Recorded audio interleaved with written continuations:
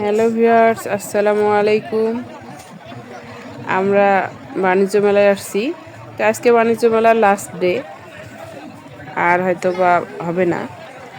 তো ভাবলাম যে শেষের দিন তো মিস করা যাবে না।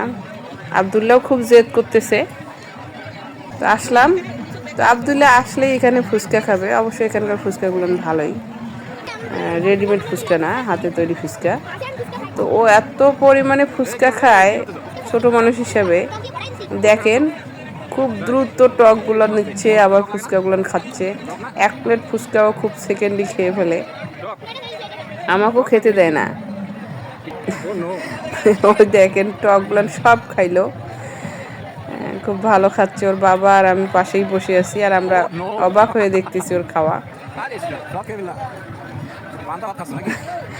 দেখেন দেখেন কিভাবে খাচ্ছে। আব্দুল্লাহ তো কিছুই শুনতেছে না। আব্দুল্লাহ এত ডাকতেছি তবু শুনতেছে না, খাচ্ছেই। মেলা আসার জন্য খুব জেদ করতেছে, তো নিয়ে আসলাম। আমি পাশেই বসা। প্রায় সব খাওয়া শেষ।